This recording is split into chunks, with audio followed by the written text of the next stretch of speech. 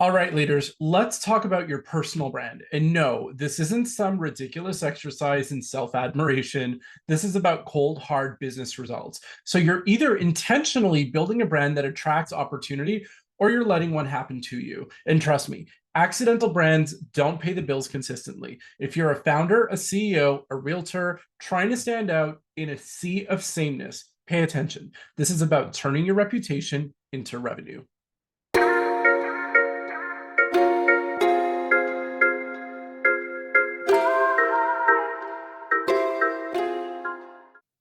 All right, here's the blunt truth.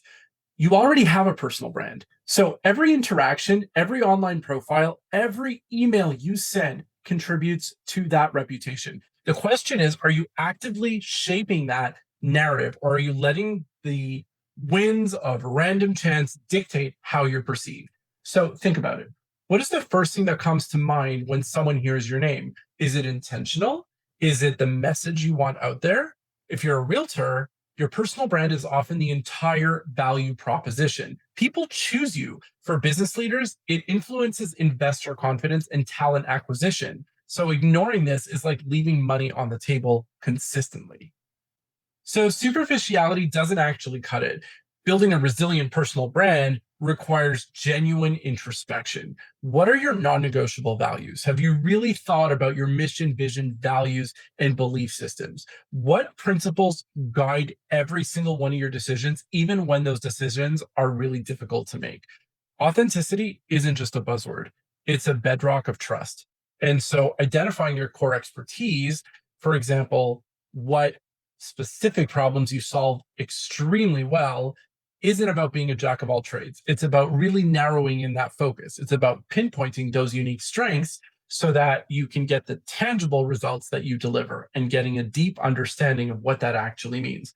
Finally, being able to articulate your unique value proposition. So it's not a mission statement. It's really that clear, concise answer to why someone should choose you over everyone else. Clarity here is super, super powerful.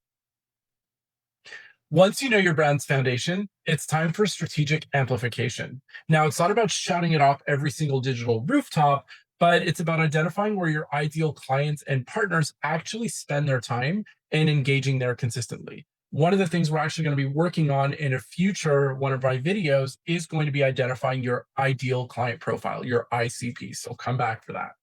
For realtors, you might be targeting online content, showcasing local market expertise, or genuine engagement in community forums. But for business leaders, it could be something different. It could be thought leadership on LinkedIn, it could be speaking at industry relevant events. The key here is consistent, focused efforts that reach people who matter. Inconsistency breeds doubt. So if you're not consistent, that's when people start questioning whether or not you're actually the person for them. Consistency is what builds that credibility. The business landscape is a battlefield of constant change. We're constantly evolving. So your personal brand can't be something static that never shifts. It's got to be agile. It's got to be capable of sustaining market shifts and new technologies without abandoning its core identity. So remember, those mission, vision, values, and beliefs, those are the things that are going to be at the core. So I want you to think about a real estate market that is constantly evolving with virtual tours, new digital tools, or think about how, businesses had to shift and change in the pandemic. Maybe they had to shift their strategies, but their branding didn't actually switch. It was resilience that actually moved forward. Now, a forward thinking business leader is going to constantly learn and evolve their perspective and reinforce their brand as one of innovation and one of insight. So, adaptability isn't about chasing trends, but it's about demonstrating and enduring relevance. So let's go deeper on this. What does it actually take for a strong personal brand to translate into tangible results? So it actually boils down to trust. People do business with people they know, like, and trust, and consistently communicated, authentic personal brand fosters these elements. Now, when your values and expertise are clear, your actions should align with your words, and you build this reservoir of trust with your audience. This trust gets this kind of friction and static away and takes it out of the sales process. And it leads to stronger referrals. It leads to a stronger community, stronger adhesion to your business model, and it creates long term loyalty. And more than that, in leadership, your personal brand influences the team's morale and it attracts top talent who believe in your vision and integrity. That's one of the reasons why they'll actually join your organization. So it's not about what you say, it's about the consistent experience that people have with you that solidifies that trust. So it's a fundamental leadership psychology, leading by example and building genuine connection.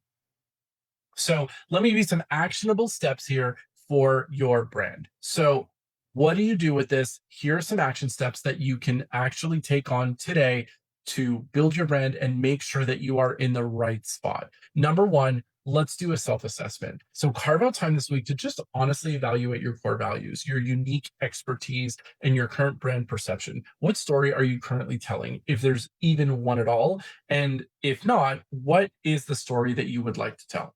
Number two, define your unique value proposition. Get crystal clear. Really dive down deep there on your UVP.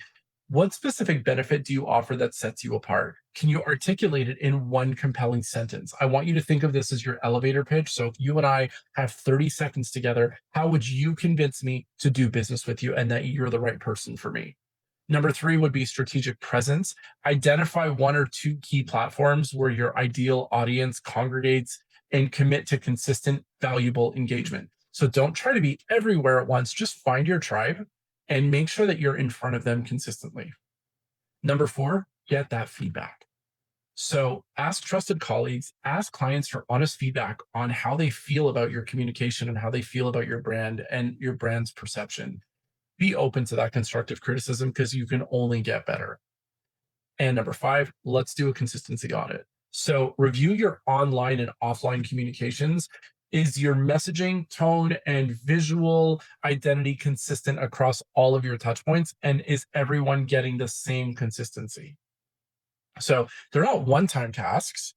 It's a list of five things that you should be doing on a regular basis as markets change, as business evolve, as we keep adding new tools and new systems. This is something that you should really consider doing. So ultimately, the more that you can refine this and the more that you can continue honing in on better brand identification and better brand positioning, your your brand itself will continuously be refined and it will always be at the forefront of how you show up in the world. So, what are your biggest challenges in your personal brand? I want to know. Drop a comment below.